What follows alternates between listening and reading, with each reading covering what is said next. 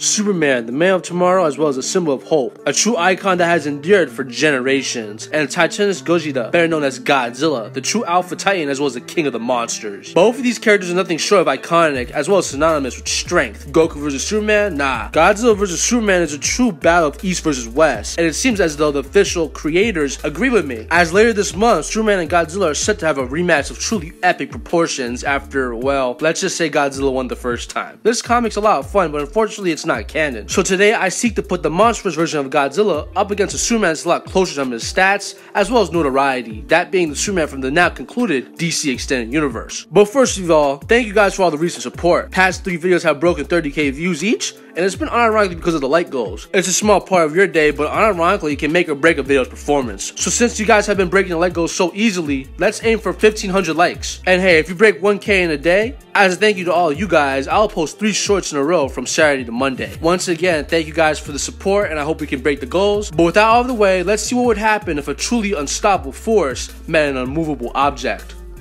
Alright, so seeing as how I've been talking about Godzilla from the Monsterverse for the past 2 weeks, I'm going to talk about Superman from the DC Extended Universe. So as a baseline, I'll talk about his pre-resurrection self because, I mean, it's fairly obvious to assert that ever since coming back, he's been a lot stronger. But let's talk about his old base so we can have a nice starting off point. I want to reiterate that pre-resurrection Superman is the Superman that we see from Man of Steel and BVS. So as a baseline, this Superman would be around large island level to multi-continental. This line of scaling would come from mostly the World Engine, as he was able to destroy it. The World Engine in the film is stated to be increasing the mass and gravity of the planet, which would be outputting forces in the petatons depending on how many weeks you think it would take. But I mean, this is a little iffy as the entire film's climax implies it would take, you know, much shorter than a couple weeks. But Superman would scale to the petatons as he was able to overpower its force and literally destroy the machine in a state where I want to note he was weaker than his base. As the movie describes, the machine made the environment more like Krypton, and due to Kryptonians not having any power on Krypton, Superman would be nerfed to some extent. It's also very important that he one-shotted the World Engine while weakened as well, so you can multiply its 14 to 49 petaton output and then just multiply it by 10, meaning that Superman as a baseline would scale to around 140 to as high as 490 petatons, which is multi-continental still, but pretty deep into it. Some feats consistent with this level of power are Superman being able to lift the tectonic plate, which gets to around country level, but the highest end of power for pre-resurrection Superman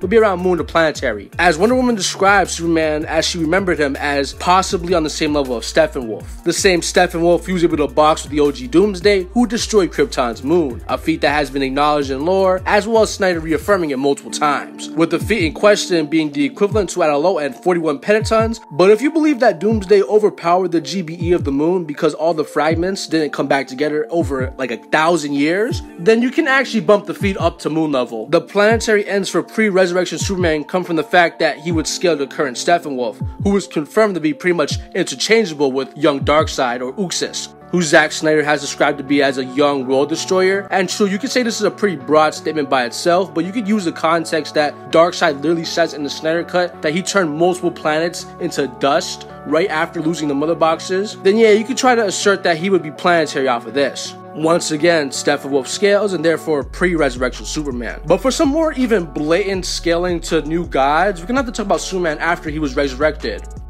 As for starters, he's way stronger than he was before, as he was portrayed to be on par with Wonder Woman to an extent during the final battle of BVS, but during Justice League, they make it very apparent that there's a power cap. And you can say that this demonstration right here isn't even a true representation of his newfound power, as before the climax, he puts on the black suit and absorbs even more sunlight. This is consistent as he stated to be a level up from the Superman we see from BVS by Zack Snyder himself, and he went from possibly being as strong as Steppenwolf to just blatantly upscaling him once again. Like, you gotta understand, Wonder Woman said that he might be as strong as Steppenwolf, and then Superman and Steppenwolf fight, and it's like, it's not even a fight, you know? Being able to destroy the axe in a single blow, as well as casually ragdoll him. So that would be some more planetary consistency. As for some more scaling, he's confirmed to be pretty much the only one capable of fighting Black Adam, with Waller even stating that she thinks that Superman would be able to kill Black Adam if he took even one step out of conduct. This is notable because Black Adam is stated by Dr. Fate to be able to destroy the world. A pretty broad statement, yes, but we get some context from Dr. Fate's prequel comic, where we see a vision of Black Adam defeating the entire JSA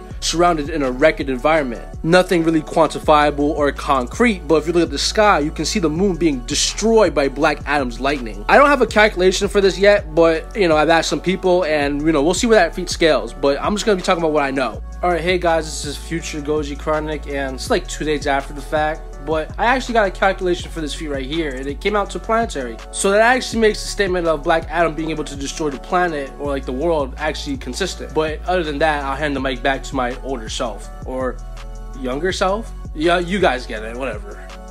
Thank you, future Goji-Chronic. I'm not sure of what the count got to, but I hope it's consistent with my premise. But anyways, Black Adam is consistently shown to be stronger than Dr. Fate, who stated to have near godlike power, which is pretty notable because gods in the DC Extended Universe can one-shot the Mother Box Unity, and titans such as Atlas are shown to be able to juggle entire planets. Superman, by upscaling Black Adam, could potentially scale to this large planetary amounts of power, with Black Adam, by The Rock's own admission, literally only being able to box Superman due to Superman's apparent weakness to magic. And for those of you guys who want to discredit The Rock's word, he was not only an actor, as he served as executive producer of the film Black Adam, and if you know about anything during Shazam 2, you will know that he had a lot of power. Like, he even went on talk shows on national TV and said that Superman was the most powerful force in the entire universe. And this notion isn't even inconsistent, as the Mother Boxers from the Snyder Cut were stated to be the most powerful weapons in the universe, and they were afraid of Superman. So using the scaling chain, we can upscale Superman off the Scarab from Blue Beetle, which is a weapon in the DC Extended Universe, and you know, Superman's unstoppable and just blatantly stronger than the other. Yeah, Superman upscales. But this is pretty notable because the Scarab was stated as well as shown to explicitly blow up entire planets, with the highest of these yields getting up to 60 ronatons, which is dwarf star level.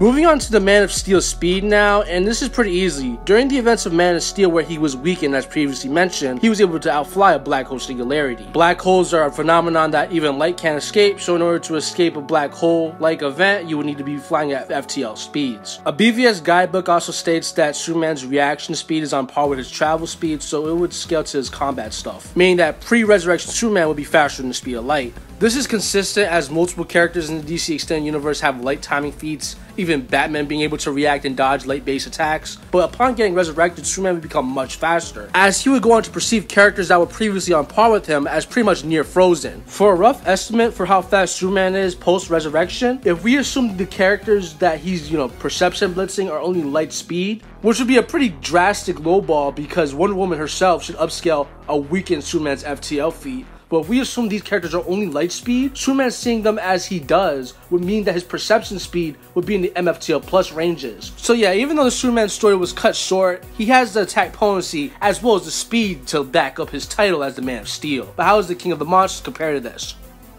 As for Godzilla, I've covered him multiple times now, so I'm going to try to cover him in a way that's slightly new, but concise enough for newcomers to understand. But basically, as a baseline, this guy would get around country to multi-continental. As for starters, his atomic breath is stated to be the most powerful force in nature, meaning that it would upscale all manner of natural phenomenons, including storms, hurricanes, and most notably earthquakes. The latter being particularly impressive because IRL earthquakes, such as the one that hit Alaska in 1964, can radiate total seismic energy equivalent to country level. At first glance, statement would mean that Godzilla upscales pretty much all the weather, but seeing as there's titans that exist in this verse, and they're a part of the natural order, it stands to reason that Godzilla would upscale any natural kaiju, so this would exclude Ghidorah, and this statement was made around the events of King of the Monsters, so Shimu doesn't, fall in there unfortunately. But someone who does is Muto Prime, and this is pretty impressive because her seismic hacks allow her to manipulate tectonic plates, and even create massive earthquakes, with the said earthquakes getting calculated consistently to be in the multi-continental ranges of power. Godzilla is stated to be much stronger than Muto Prime, with her only getting the advantage because of her hacks, which make Godzilla weaker, and Godzilla in this weakened state was able to endure a seismic punch point blank. But let's move on to the good metas now. During the events of GVK, Godzilla was able to drill a hole into the hollow earth, with the yield of this atomic breath getting around to island level if you calculate it based on everything you see. But if you consider the subatomic nature of the atomic breath, the yield would actually get much higher, from it ranging as low as moon to as high as planetary, with the mid-ball calculation being around small planetary. Godzilla's attack potency and durability scale to his atomic breath, as he can endure an axe shot from King Kong, the axe in question being powered by 2 prolonged charges of the atomic breath, with Adam Wingard himself, the director of GVK, stating that it only made him more mad than anything, meaning that Godzilla can withstand planetary attacks to the dome and only get a little mad. The yield of the atomic breath is very important because Mechagodzilla's beam, according to Apex, is stated to be 2,000 times stronger than the one they observed drilled through the hollow earth. And Godzilla, while really tired, could temporarily stalemate the beam, meaning that the one he split through the hollow earth was a casual beam. As in a state where he's much weaker, he's able to stalemate a beam that's 2,000 times more powerful. With the director of GVK once again stating that he believes that if Godzilla was at full power, he would have actually overpowered Mechagodzilla here. So if you take the mid-end calculation for the Hollow Earth blast and then multiply it by 2,000, this would mean that Mechagodzilla's blast would get around to a large planetary. And Godzilla scales to it at full power base, and he arguably scales to it even at 50% because he took it point blank and was only burnt by the attack. Hurt him, but he didn't die, so scales his attack potency.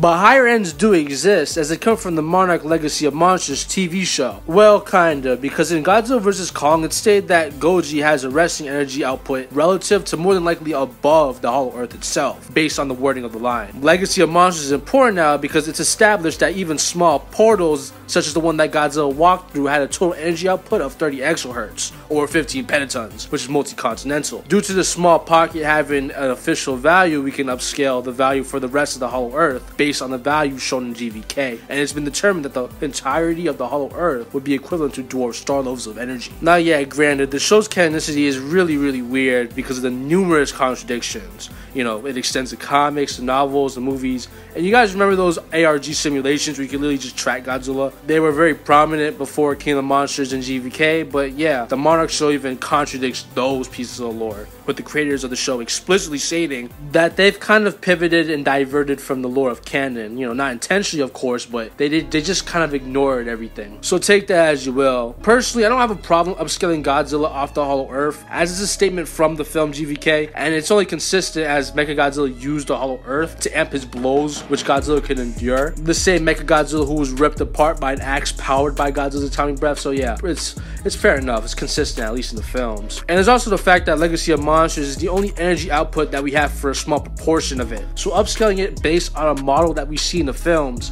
is fair enough, especially seeing as how Superman only gets to dwarf star level if you take the word of The Rock, which hey, I do, I'm gonna be honest with you, but I know some people who wouldn't. But anyways, moving on to speed now, Godzilla's around relativistic plus to even faster than the speed of light. This comes from Godzilla's atomic breath, as it's stated to be composed of Cherenkov radiation, which moves at 75% the speed of light. Characters Godzilla can physically tag as well as, you know, wrestle with have consistently shown to react to the beam, with Kong and Ghidorah being able to dodge and block it respectively. Mechagodzilla was also able to intercept the beam after it was already fired, and due to the distance it was to Mechagodzilla and the rate at which he intercepted it, Mechagodzilla's perception has been calculated to be around relativistic plus to even FTL. The same Mechagodzilla is stated to be slower than a presumably 100% Godzilla from a state from the official art book of Godzilla vs. Kong, so Godzilla would scale to that same level of speed. So with the base stats of each of these guys out the way, who would win?